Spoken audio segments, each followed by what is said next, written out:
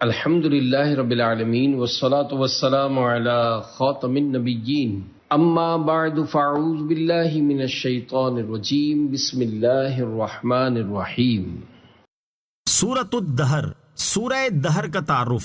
مقام نزول، امام مجاہد حضرت قتادہ رضی اللہ تعالی عنہما اور جمہور مفسرین کے نزدیک سورہ دہر مدینہ منورہ میں نازل ہوئی ہے، اور بعض مفسرین نے کہا ہے کہ یہ سورت مکہ مکرمہ میں نازل ہوئی ہے، اور بعض مفسرین کے نزدیک اس سورت کی کچھ آیتیں مکہ مکرمہ میں نازل ہوئی ہیں اور کچھ آیتیں مدینہ منورہ میں نازل ہوئی ہیں۔ رکوع اور آیات کی تعداد، اس سورت میں 2 رکوع اور 31 آیتیں ہیں۔ دہر نام رکھنے کی وجہ، لمبے زمانے کو عربی میں دہر کہتے ہیں، نیز سورہ دہر کا ایک نام سورہ انسان بھی ہے، اور یہ دونوں نام اس کی پہلی آیت سے ماخوذ ہیں۔ سورہ دہر کے مضامین، اس سورت کا مرکزی مضمون یہ ہے کہ اس میں آخرت کے احوال بیان کیے گئے ہیں، اور اس سورت میں یہ مضامین بیان ہوئے ہیں۔ نمبر 1، اس سورت کے شروع میں انسان کی تخلیق کی ابتدا کے بارے میں بیان کیا گیا، اور یہ بتایا گیا کہ اس کا امتحان لینے کے لیے اللہ تعالیٰ نے اسے سننے والا اور دیکھنے والا بنایا ہے۔ نمبر 2، انسانوں کی 2 قسمیں بیان کی گئیں کہ بعض انسان شکر گزار ہیں اور بعض ناشکر ہیں۔ شکر کرنے والوں کی جزا جنت ہے اور ناشکری کرنے والوں کی سزا جہنم ہے۔ نمبر 3، نیک مسلمانوں کی جزا جنت کے اوصاف بیان کیے گئے اور ان کے وہ اعمال بتائے گئے جس کی وجہ سے وہ اس جزا کے مستحق ہوئے۔ نمبر 4، یہ بتایا گیا کہ نبی اکرم علیہ الصلوۃ والسلام پر قرآن مجید تھوڑا تھوڑا کر کے نازل کیا گیا، نیز آپ علیہ الصلوۃ والسلام کو کفار کی طرف سے پہنچنے والی ایذاؤں پر صبر کرنے کی تلقین کی گئی۔ نمبر 5، دنیا کی فانی نعمتوں سے محبت کرنے اور آخرت کی ہمیشہ باقی رہنے والی نعمتوں کو ترک کرنے کی مذمت اور کفر و عناد پر وعید بیان کی گئی۔ نمبر 6، اس سورت کے آخر میں بتایا گیا کہ قرآن مجید تمام انسانوں کے لیے نصیحت ہے، تو جو چاہے اس سے نصیحت حاصل کر کے اپنے رب عز و جل کی طرف راہ اختیار کرے۔ سورہ قیامہ کے ساتھ مناسبت، سورہ دہر کی اپنے سے ماں قبل سورت قیامہ کے ساتھ ایک مناسبت یہ ہے کہ سورہ قیامہ میں جنت اور جہنم کے اوصاف اجمالی طور پر بیان کیے گئے، اور سورہ دہر میں جہنم کے اوصاف اور خاص طور پر جنت کے اوصاف تفصیل سے بیان کیے گئے ہیں۔ دوسری مناسبت یہ ہے کہ سورہ قیامہ میں قیامت کے دن کافروں اور فاجروں کو پیش آنے والے دردناک امور بیان کیے گئے، اور سورہ دہر میں نیک مسلمانوں کو قیامت کے دن ملنے والی نعمتوں کا ذکر فرمایا گیا ہے۔ بسم اللہ الرحمن الرحیم۔ ترجمہ، اللہ کے نام سے شروع جو نہایت مہربان رحمت والا ہے۔ هل أتى على الإنسان حين من الدهر لم يكن شيئا مذكورا۔ ترجمہ، بے شک آدمی پر ایک وقت وہ گزرا کہ وہ کوئی ذکر کے قابل چیز نہ تھا۔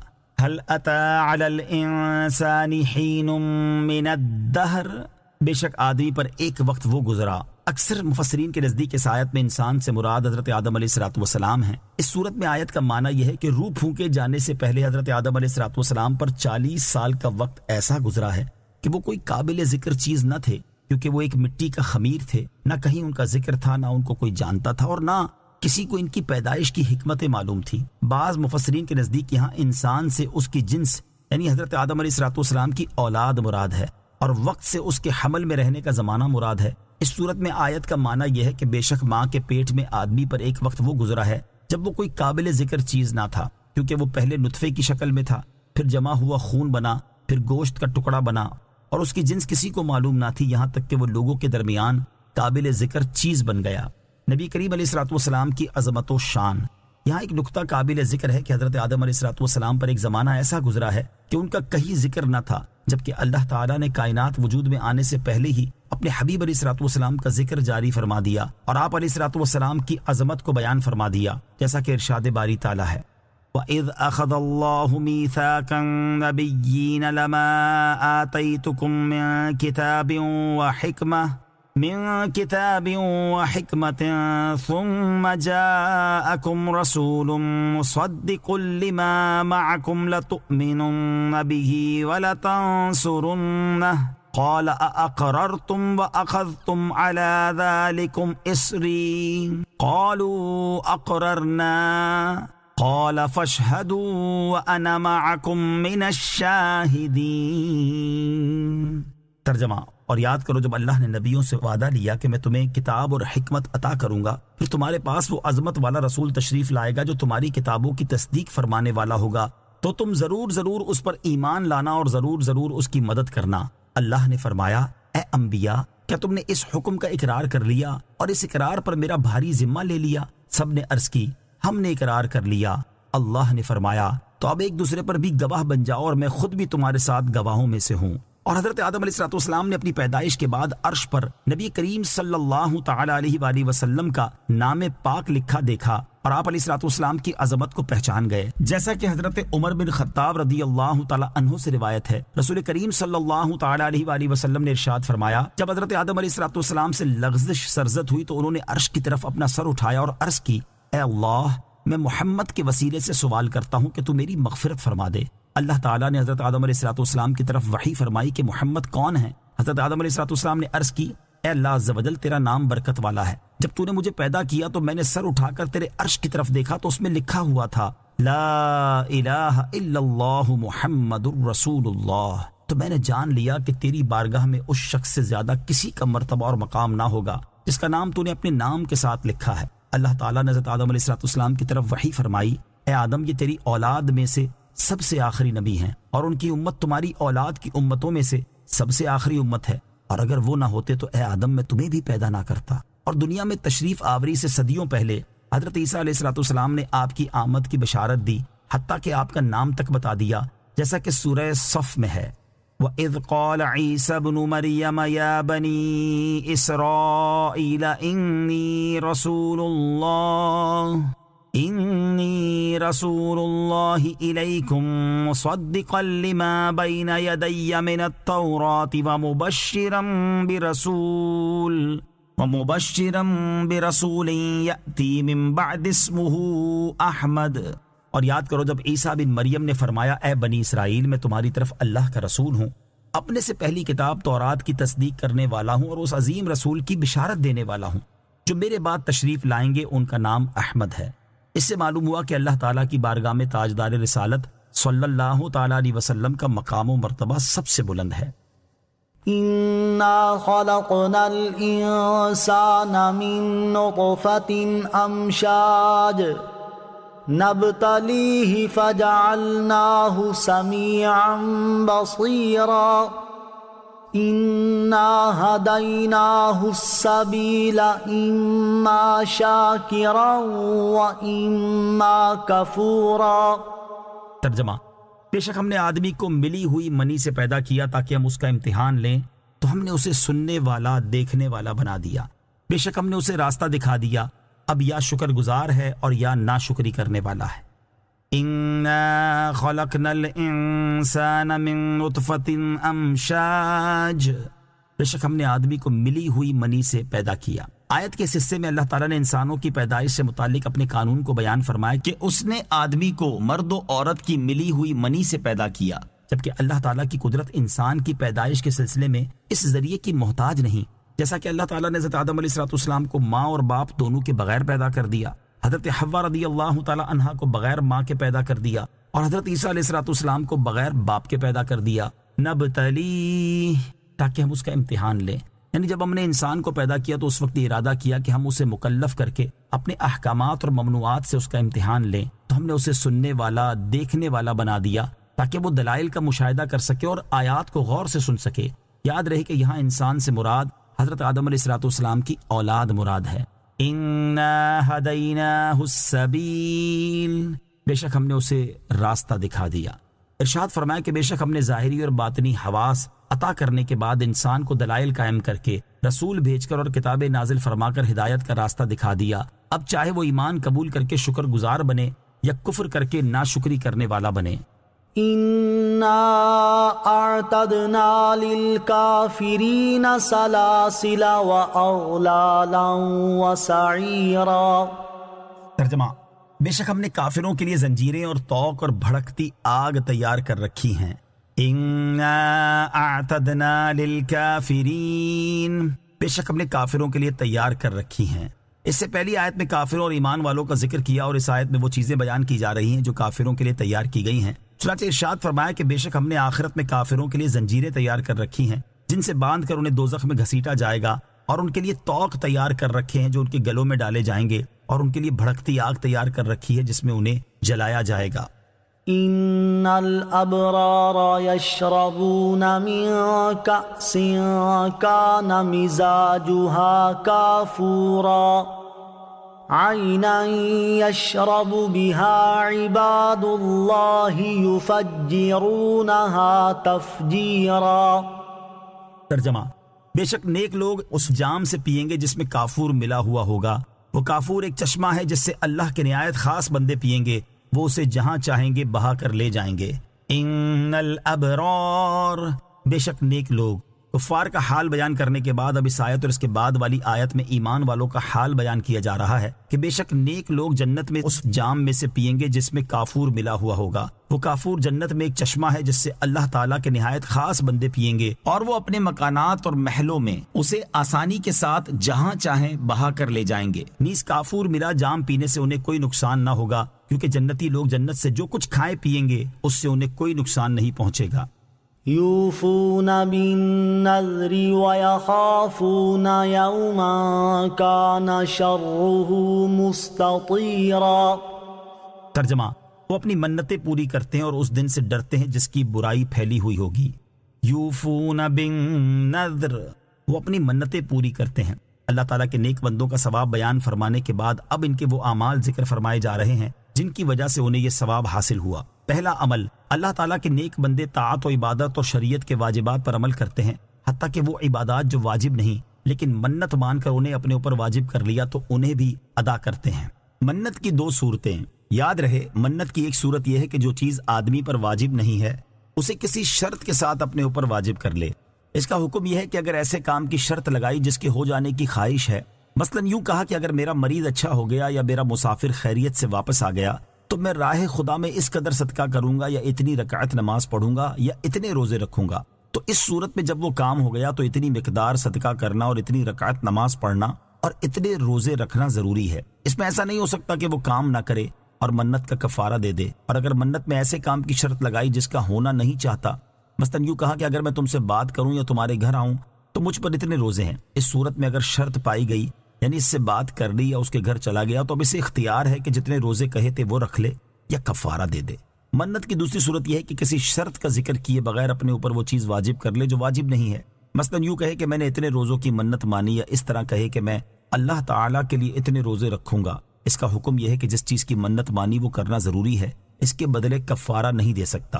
نوٹ: منت کے مسائل کے بارے میں تفصیلی معلومات حاصل کرنے کے لیے بحر شریعت جلد نمبر 2 حصہ 9 سے منت کا بیان مطالعہ فرمائیں۔ دوسرا عمل، اللہ تعالیٰ کے نیک بندے اس دن سے ڈرتے ہیں جس کی شدت اور سختی پھیلی ہوئی ہوگی۔ حضرت قتادہ رحمۃ اللہ تعالی فرماتے ہیں کہ اس دن کی شدت اس قدر پھیلی ہوئی ہوگی کہ آسمان پھٹ جائیں گے، ستارے گر پڑیں گے، چاند سورج بے نور ہو جائیں گے، پہاڑ ریزہ ریزہ ہو جائیں گے اور زمین پر کوئی عمارت باقی نہ رہے گی۔ وَيُطْعِمُونَ الطَّعَامَ عَلَى حُبِّهِ مِسْكِينًا وَيَتِيمًا وَأَسِيرًا۔ ترجمہ: اور وہ اللہ کی محبت میں مسکین اور یتیم اور قیدی کو کھانا کھلاتے ہیں۔ وَيُطْعِمُونَ الطَّعَامَ عَلَى حُبِّهِ، اور وہ اللہ کی محبت میں کھانا کھلاتے ہیں۔ اس آیت کا ایک معنی یہ ہے کہ اللہ تعالیٰ کے نیک بندے ایسی حالت میں بھی مسکین، یتیم اور قیدی کو کھانا کھلاتے ہیں جبکہ خود انہیں کھانے کی حاجت اور خواہش ہوتی ہے۔ دوسرا معنی یہ ہے کہ اللہ تعالیٰ کے نیک بندے مسکین، یتیم اور قیدی کو اللہ تعالیٰ کی محبت میں اور اس کی رضا حاصل کرنے کے لیے کھانا کھلاتے ہیں۔ مسکین اور یتیم کو کھانا کھلانے کی اہمیت، یاد رہے کہ مسکین اسے کہتے ہیں جس کے پاس کچھ نہ ہو، یہاں تک کہ وہ کھانے اور بدن چھپانے کے لیے اس بات کا محتاج ہے کہ لوگوں سے سوال کرے، اور یتیم اس نابالغ بچے کو کہتے ہیں جس کا باپ فوت ہو چکا ہو۔ مسکین اور یتیم کو کھانا کھلانے کی اہمیت کیا ہے، اس کا اندازہ ان آیات سے لگایا جا سکتا ہے۔ چنانچہ اللہ تعالیٰ ارشاد فرماتا ہے: اَرَأَيْتَ الَّذِي يُكَذِّبُ بِالدِّينِ فَذَلِكَ الَّذِي يَدُعُّ الْيَتِيمَ وَلَا يَحُضُّ عَلَى طَعَامِ الْمِسْكِينِ۔ ترجمہ: کیا تم نے اس شخص کو دیکھا جو دین کو جھٹلاتا ہے؟ پھر وہ ایسا ہے جو یتیم کو دھکے دیتا ہے اور مسکین کو کھانا دینے کی ترغیب نہیں دیتا۔ اور ارشاد فرمایا: فَأَمَّا الْإِنسَانُ إِذَا مَا ابْتَلَاهُ رَبُّهُ فَأَكْرَمَهُ وَنَعَّمَهُ فَيَقُولُ رَبِّي أَكْرَمَنِ وَأَمَّا إِذَا مَا ابْتَلَاهُ فَقَدَرَ عَلَيْهِ رِزْقَهُ فَيَقُولُ رَبِّي أَهَانَنِ۔ کلا بل لا تکرمون الیتیم ولا تحاضون علی طعام المسکین۔ ترجمہ، تو بہرحال آدمی کو جب اس کا رب آزمائے کہ اس کو عزت اور نعمت دے تو اس وقت وہ کہتا ہے کہ میرے رب نے مجھے عزت دی، اور بہرحال جب اللہ عز و جل بندے کو آزمائے اور اس کا رزق اس پر تنگ کر دے تو کہتا ہے کہ میرے رب نے مجھے ذلیل کر دیا۔ ہرگز نہیں، بلکہ تم یتیم کی عزت نہیں کرتے اور تم ایک دوسرے کو مسکین کے کھلانے کی ترغیب نہیں دیتے۔ اور ارشاد فرمایا فَلَقْتَحَمَ الْعَقَبَةَ وَمَا أَدْرَاكَ مَا الْعَقَبَةُ فَكُّ رَقَبَةٍ أَوْ إِطْعَامٌ فِي يَوْمٍ ذِي مَسْغَبَةٍ يَتِيمًا ذَا مَقْرَبَةٍ أَوْ مِسْكِينًا ذَا مَتْرَبَةٍ۔ ترجمہ، پھر بغیر سوچے سمجھے کیوں نہ گھاٹی میں کود پڑا، اور تجھے کیا معلوم کہ وہ گھاٹی کیا ہے؟ کسی بندے کی گردن چھڑانا یا بھوک کے دن میں کھانا دینا، رشتہ دار یتیم کو یا خاک نشین مسکین کو۔ انما نطعمكم لوجه الله لا نريد منكم جزاء ولا شكورا انا نخاف من ربنا يوما عبوسا قمطريرا۔ ترجمہ، ہم تمہیں خاص اللہ کی رضا کے لیے کھانا کھلاتے ہیں، ہم تم سے نہ کوئی بدلہ چاہتے ہیں اور نہ شکریہ، بے شک ہمیں اپنے رب سے ایک ایسے دن کا ڈر ہے جو بہت ترش نہایت سخت ہے۔ انما نطعمکم لوجہ اللہ، ہم تمہیں خاص اللہ کی رضا کے لیے کھانا کھلاتے ہیں۔ اس آیت اور اس کے بعد والی آیت میں فرمایا کہ اللہ تعالیٰ کے نیک بندے ان سے کہتے ہیں کہ ہم تمہیں خاص اس غرض سے کھانا کھلاتے ہیں تاکہ ہمیں اللہ تعالیٰ کی رضا حاصل ہو، اور ہم تم سے کوئی بدلہ یا شکر گزاری نہیں چاہتے، اور اس غرض سے کھانا کھلاتے ہیں کہ بے شک ہمیں اپنے رب عز و جل سے ایک ایسے دن کا ڈر ہے جس میں کافروں کے چہرے نہایت سخت بگڑے ہوئے ہوں گے، لہٰذا ہم اپنے عمل کی جزا یا شکر گزاری تم سے نہیں چاہتے، بلکہ ہم نے یہ عمل اس لیے کیا ہے تاکہ ہم اس دن خوف سے امن میں رہیں۔ کسی کے ساتھ بھلائی کرنے سے مقصود اللہ تعالیٰ کی رضا حاصل کرنا ہو۔ اس سے معلوم ہوا کہ صرف اللہ تعالیٰ کی رضا حاصل کرنے کے لیے کسی کے ساتھ بھلائی کرنی چاہیے، لوگوں کو دکھانا، اپنی واہ واہ چاہنا اور جس کے ساتھ بھلائی کی اس پر احسان جتانا یا اس کی طرف سے کوئی بدلہ حاصل کرنا مقصود نہ ہو۔ ایک اور مقام پر اللہ تعالیٰ ارشاد فرماتا ہے یا ایھا الذین آمنوا لا تبطلوا صدقاتکم بالمن والأذى كالذي ينفق ماله رئاء الناس۔ ترجمہ، اے ایمان والو، احسان جتا کر اور تکلیف پہنچا کر اپنے صدقے برباد نہ کر دو، اس شخص کی طرح جو اپنا مال لوگوں کے دکھلاوے کے لیے خرچ کرتا ہے۔ اور ارشاد فرمایا وَمَا آتَيْتُم مِّن رِّبًا لِّيَرْبُوَ فِي أَمْوَالِ النَّاسِ فَلَا يَرْبُو عِندَ اللَّهِ وَمَا آتَيْتُم مِّن زَكَاةٍ تُرِيدُونَ وَجْهَ اللَّهِ فَأُولَٰئِكَ هُمُ الْمُضْعِفُونَ۔ ترجمہ، اور جو مال تم لوگوں کو دو تاکہ وہ لوگوں کے مالوں میں بڑھتا رہے تو وہ اللہ کے نزدیک نہیں بڑھتا، اور جو تم اللہ کی رضا چاہتے ہوئے زکوٰۃ دیتے ہو تو وہی لوگ اپنے مال بڑھانے والے ہیں۔ فوقاهم الله شر ذلك اليوم ولقاهم نضرة وسرورا وجزاهم بما صبروا جنة وحريرا متكئين فيها على الأرائك لا يرون فيها شمسا ولا زمهريرا ودانية عليهم ظلالها وذللت قطوفها تذليلا۔ ترجمہ، تو انہیں اللہ اس دن کے شر سے بچا لے گا اور انہیں تر و تازگی اور خوشی دے گا، اور ان کے صبر کے سبب انہیں جنت اور ریشمی کپڑے بدلے میں دے گا۔ وہ جنت میں تختوں پر تکیہ لگائے ہوئے ہوں گے، نہ اس میں دھوپ دیکھیں گے اور نہ سخت سردی، اور اس کے سائے ان پر جھکے ہوں گے اور جنت کے گچھے جھکا کر نیچے کر دیے گئے ہوں گے۔ فوقاہم اللہ شر ذلک اليوم، تو انہیں اللہ اس دن کے شر سے بچا لے گا۔ ارشاد فرمایا کہ تو ان نیک بندوں کے خوف کی وجہ سے اللہ تعالیٰ انہیں اس دن کے شر سے بچا لے گا جس سے وہ ڈر رہے ہیں، اور ان کے چہروں میں تر و تازگی اور دلوں میں خوشی دے گا۔ وجزاہم بما صبروا، اور ان کے صبر کے بدلے انہیں بدلے میں دے گا۔ اس آیت اور اس کے بعد والی دو آیات کا خلاصہ یہ ہے کہ اللہ تعالیٰ اپنے نیک بندوں کو گناہ نہ کرنے، اللہ تعالیٰ کی اطاعت کرنے اور بھوک پر صبر کرنے کے بدلے جنت میں داخل کرے گا، اور انہیں ریشمی لباس پہنائے گا، اور وہ جنت میں تختوں پر تکیہ لگائے ہوں گے، اور دنیا کی طرح وہاں انہیں گرمی یا سردی کی کوئی تکلیف نہ ہوگی، اور جنتی درختوں کے سائے ان پر جھکے ہوئے ہوں گے، اور جنت کے درختوں کے گچھے جھکا کر نیچے کر دیے گئے ہوں گے تاکہ وہ کھڑے بیٹھے لیٹے ہر حال میں بآسانی گچھے لے سکیں اور جیسے چاہے کھا سکیں۔ وَيُطَافُ عَلَيْهِمْ بِآنِيَةٍ مِّن فِضَّةٍ وَأَكْوَابٍ كَانَتْ قوارير من فضة قدروها تقديرا۔ ترجمہ، اور ان پر چاندی کے برتنوں اور گلاسوں کے دور ہوں گے جو شیشے کی طرح ہوں گے، چاندی کے شفاف شیشے جنہیں پلانے والوں نے پورے اندازہ سے بھر کر رکھا ہوگا۔ وَيُطَافُ عَلَيْهِمْ بِآنِيَةٍ مِّن فِضَّةٍ وَأَكْوَابٍ، اور ان پر چاندی کے برتنوں اور گلاسوں کے دور ہوں گے۔ اس آیت اور اس کے بعد والی آیت کا خلاصہ یہ ہے کہ ان نیک بندوں پر چاندی کے برتنوں اور گلاسوں میں جنتی شراب کے دور ہوں گے، اور وہ برتن چاندی کے رنگ اور اس کے حسن کے ساتھ شیشے کی طرح صاف شفاف ہوں گے، اور ان میں جو چیز پی جائے گی وہ باہر سے نظر آئے گی، اور ان برتنوں کو پلانے والوں نے پورے اندازے سے بھر کر رکھا ہوگا کہ پینے والوں کی رغبت کی مقدار نہ اس سے کم ہوگی اور نہ زیادہ۔ وَيُسْقَوْنَ فِيهَا كَأْسًا كَانَ مِزَاجُهَا زَنجَبِيلًا عَيْنًا فِيهَا تُسَمَّى سَلْسَبِيلًا۔ ترجمہ، اور جنت میں انہیں ایسے جام پلائے جائیں گے جس میں زنجبیل ملا ہوا ہوگا۔ زنجبیل جنت میں ایک چشمہ ہے جس کا نام سلسبیل رکھا جاتا ہے۔ وَيُسْقَوْنَ فِيهَا كَأْسًا، اور جنت میں انہیں ایسے جام پلائے جائیں گے۔ اس آیت اور اس کے بعد والی آیت کا خلاصہ یہ ہے کہ جنت میں ان نیک بندوں کو پاکیزہ شراب کے ایسے جام پلائے جائیں گے جن میں زنجبیل یعنی ایسا پانی ملا ہوا ہوگا جو ذائقے بے ادرک کی طرح ہوگا، اور اس کے ملنے کی وجہ سے شراب کی لذت اور زیادہ ہو جائے گی۔ اور زنجبیل جنت میں ایک چشمہ ہے جسے جنتی فرشتے سلسبیل کہتے ہیں، کیونکہ اس کا پانی رواں اور آسانی سے حلق میں اتر جانے والا ہے۔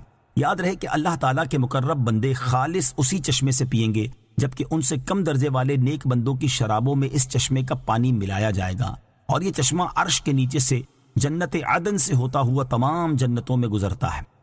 وَيَطُوفُ عَلَيْهِمْ وِلْدَانٌ مُخَلَّدُونَ إِذَا رَأَيْتَهُمْ حَسِبْتَهُمْ لُؤْلُؤًا مَّنثُورًا۔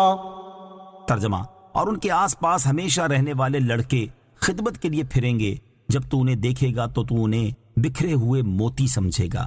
وَيَطُوفُ عَلَيْهِمْ بِلْدَانٌ مُخَلَّدُونَ، اور ان کے آس پاس ہمیشہ رہنے والے لڑکے پھریں گے۔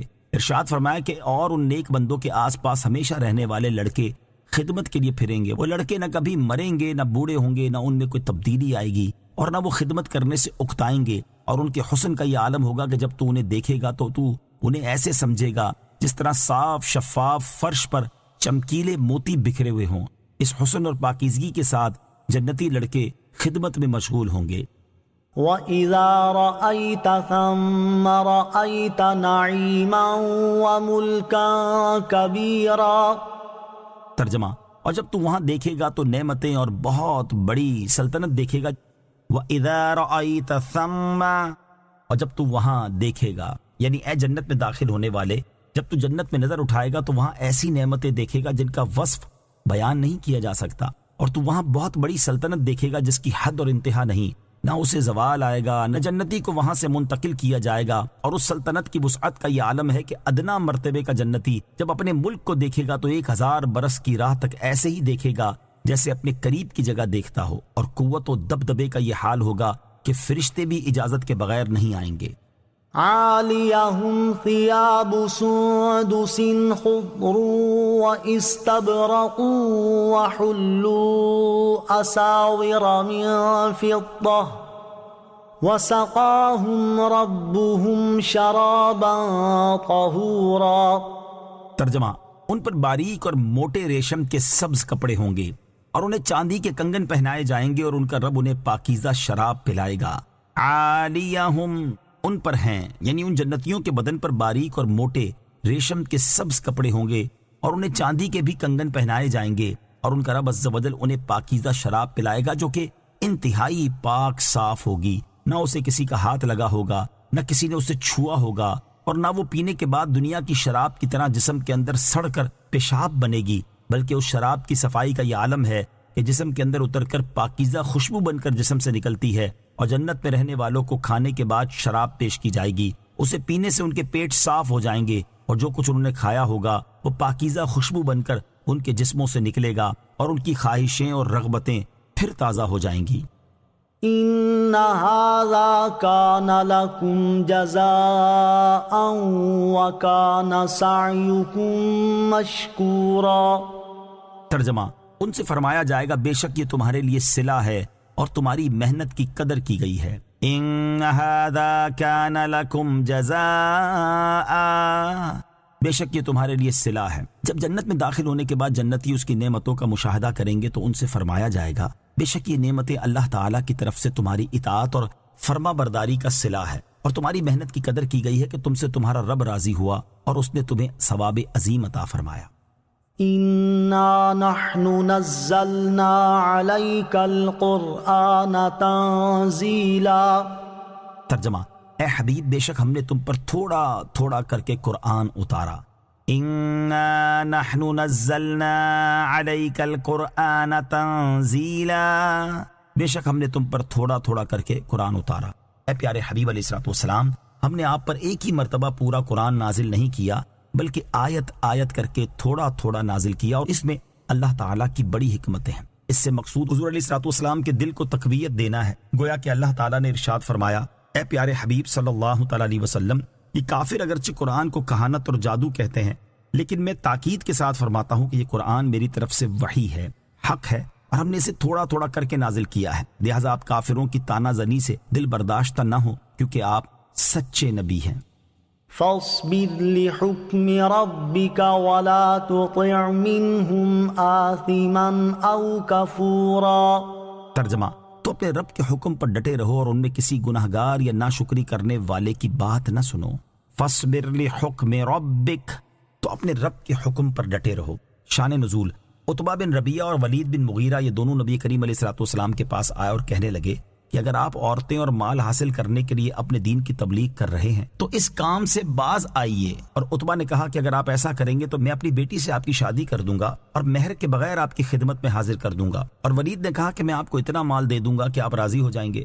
اس پر یہ آیت نازل ہوئی اور اللہ تعالیٰ نے اپنے حبیب علیہ الصلوۃ والسلام سے ارشاد فرمایا، اے پیارے حبیب صلی اللہ تعالیٰ علیہ وآلہ وسلم، آپ رسالت کی تبلیغ فرما کر اور اس میں مشقتیں اٹھا کر اور دین کے دشمنوں کی ایذائیں برداشت کر کے اپنے رب عز و جل کے حکم پر ڈٹے رہیں اور ان میں کسی گناہگار یا ناشکری کرنے والے کی بات نہ سنیں۔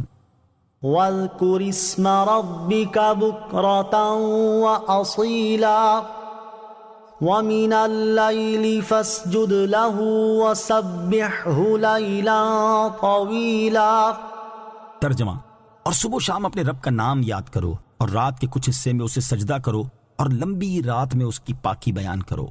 وَاذْكُرِ اسْمَ رَبِّكَ بُكْرَةً وَأَصِيلًا، اور صبح و شام اپنے رب کا نام یاد کرو۔ اس آیت اور اس کے بعد والی آیت کا خلاصہ یہ ہے کہ بعض مفسرین کے نزدیک یہاں ذکر سے نماز مراد ہے، چنانچہ صبح کے ذکر سے نماز فجر اور شام کے ذکر سے ظہر اور عصر کی نمازیں مراد ہیں، جبکہ رات کے کچھ حصے میں سجدہ کرنے سے مراد یہ ہے کہ مغرب اور عشاء کی نمازیں پڑھیں، اور باقی لمبی رات میں اللہ تعالیٰ کی پاکی بیان کرنے سے مراد یہ ہے کہ فرائض کی ادائیگی کے بعد نوافل پڑھتے رہیں۔ یوں اس میں تہجد کی نماز بھی شامل ہو گئی، اور بعض مفسرین نے فرمایا ہے کہ یہاں ذکر سے مراد زبان سے ذکر کرنا ہے، اور مقصود یہ ہے کہ دن رات کے تمام اوقات میں دل اور زبان سے اللہ تعالیٰ کے ذکر میں مشغول رہیں۔ ان هؤلاء يحبون العاجلة ويذرون وراءهم يوما ثقيلا۔ ترجمہ، بے شک یہ لوگ جلد جانے والی سے محبت کرتے ہیں اور اپنے آگے ایک بھاری دن کو چھوڑ بیٹھے ہیں۔ ان هؤلاء يحبون العاجلة، بے شک یہ لوگ جلد جانے والی سے محبت کرتے ہیں۔ رسول کریم صلی اللہ تعالیٰ علیہ وسلم سے مخاطب ہونے کے بعد اب اللہ تعالیٰ کفار کے حالات بیان فرما رہا ہے، چنانچہ ارشاد فرمایا کہ بے شک ان کفار مکہ کا حال یہ ہے کہ وہ جلد جانے والی دنیا کی محبت میں گرفتار ہیں اور اسے آخرت پر ترجیح دیتے ہیں اور اپنے آگے قیامت کے اس دن کو چھوڑ بیٹھے ہیں جس کی شدتیں اور سختیاں کفار پر بھاری ہوں گی۔ یہ لوگ نہ اس دن پر ایمان لاتے ہیں اور نہ اس دن کے لیے عمل کرتے ہیں۔ دنیا سے محبت کب بری اور کب اچھی ہے؟ اس سے معلوم ہوا کہ جب دین کو چھوڑ کر دنیا سے محبت کی جائے تو یہ بری ہے اور کفار کا طریقہ ہے، اور اگر دنیا کو دین کے لیے وسیلہ بنایا جائے تو اس سے محبت اچھی ہے۔ ہمارے اسلاف کا حال یہ تھا کہ وہ دنیا کا مال ملنے پر خوش ہونے کی بجائے غمزدہ ہو جایا کرتے تھے اور دین کی خاطر دنیا کا مال حاصل کرنے کی کوشش کیا کرتے تھے۔ جیسا کہ ایک مرتبہ حضرت عبد الرحمن بن عوف رضی اللہ تعالیٰ عنہ روزے سے تھے، جب افطار کے وقت ان کے سامنے کھانا لایا گیا تو فرمایا، حضرت مصعب بن عمیر رضی اللہ تعالیٰ عنہ شہید کیے گئے اور وہ مجھ سے بہتر تھے، انہیں ایک چادر کا کفن دیا گیا، اگر ان کے سر کو چھپایا جاتا تو قدم کھل جاتے تھے اور قدموں کو چھپایا جاتا تو سر کھل جاتا تھا۔ حضرت حمزہ رضی اللہ تعالیٰ عنہ شہید کیے گئے اور وہ مجھ سے بہتر تھے، پھر ہمارے لیے دنیا خوب کشادہ کر دی گئی اور ہمیں دنیا کا مال عطا فرما دیا گیا۔ میں اس بات سے ڈرتا ہوں کہ کہیں یہ ہماری نیکیوں کا جلد بدلہ نہ مل رہا ہو۔ پھر رونے لگے اور کھانا چھوڑ دیا۔ حضرت حماد بن زید رحمت اللہ تعالی علیہ فرماتے ہیں، حضرت عبداللہ ابن مبارک رضی اللہ تعالیٰ عنہ کپڑے کی تجارت کیا کرتے تھے۔ ایک مرتبہ انہوں نے فرمایا کہ اگر 5 افراد نہ ہوتے تو میں تجارت نہ کرتا۔ کسی نے ان سے کہا، اے ابو محمد وہ 5 افراد کون ہیں؟ انہوں نے فرمایا، نمبر 1 حضرت سفیان ثوری، نمبر 2 حضرت سفیان بن عیینہ، نمبر 3 حضرت فضیل بن عیاض، نمبر 4 حضرت محمد بن سماک، اور نمبر 5 حضرت ابن علیہ رضی اللہ تعالی عنہم۔ حضرت عبداللہ ابن مبارک رضی اللہ تعالیٰ عنہ خراسان شہر تک تجارت کے لیے جاتے اور تجارت سے جو نفع ہوتا اس میں سے اپنے اہل خانہ کا اور حج کا خرچہ نکال کر باقی جو کچھ بچتا وہ ان 5 حضرات کی خدمت میں پیش کر دیتے تھے۔ نحن خلقناهم وشددنا أسرهم وَإِذَا شِئْنَا بَدَّلْنَا أَمْثَالَهُمْ تَبْدِيلًا۔ ترجمہ، ہم نے انہیں پیدا کیا اور ان کے اعضاء اور جوڑ مضبوط کیے اور ہم جب چاہیں ان جیسے اور بدل دیں۔ نحن خلقناہم، ہم نے انہیں پیدا کیا۔ ارشاد فرمایا کہ ہم نے انہیں منی سے پیدا کیا اور ان کے اعضاء اور جوڑ مضبوط کیے تاکہ ان کے لیے کھڑے ہونا، بیٹھنا، پکڑنا اور حرکت کرنا ممکن ہو جائے، اور خالق کا حق یہ ہے کہ اس کا شکر ادا کیا جائے اور اس کی ناشکری نہ کی جائے، اور ہم جب چاہیں انہیں ہلاک کر دیں اور ان کی بجائے تخلیق میں ان جیسے اور لوگ لے آئیں جو کہ اطاعت شعار ہوں۔ ان هذه تذکرہ فمن شاء اتخذ الى ربه سبیلا وما تشاءون الا ان يشاء اللہ ان اللہ کان علیما حکیما يدخل من يشاء في رحمته والظالمين أعد لهم عذابا أليما۔ ترجمہ، بے شک یہ ایک نصیحت ہے تو جو چاہے اپنے رب کی طرف راہ اختیار کرے، اور تم کچھ نہیں چاہتے مگر یہ کہ اللہ چاہے، بے شک اللہ خوب علم والا بڑا حکمت والا ہے، وہ اپنی رحمت میں جسے چاہتا ہے داخل فرماتا ہے اور ظالموں کے لیے اس نے دردناک عذاب تیار کر رکھا ہے۔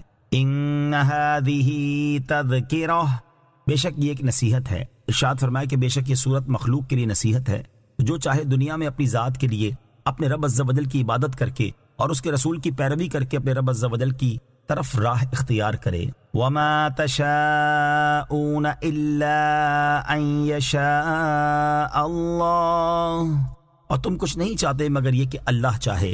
ارشاد فرمایا کہ تم کچھ نہیں چاہتے مگر تبھی کچھ ہوتا ہے جب کہ اللہ تعالیٰ چاہے، کیونکہ جو کچھ ہوتا ہے اسی کی مشیت سے ہوتا ہے۔ بے شک وہ اپنی مخلوق کے احوال جانتا ہے اور انہیں پیدا کرنے میں حکمت والا ہے۔ آیت وَمَا تَشَاءُونَ إِلَّا أَن يَشَاءَ اللَّهُ سے معلوم ہونے والے مسائل۔ اس آیت سے 2 مسئلے معلوم ہوئے۔ نمبر 1، انسان پتھر کی طرح بے اختیار نہیں بلکہ اسے اختیار اور ارادہ ملا ہے۔ نمبر 2، انسان اپنے ارادے میں بالکل مستقل اور اللہ تعالیٰ سے بے نیاز نہیں بلکہ اس کا ارادہ اللہ تعالیٰ کے ارادے کے ماتحت ہے، لہٰذا انسان مختار مطلق نہیں، اسی عقیدے پر ایمان کا مدار ہے۔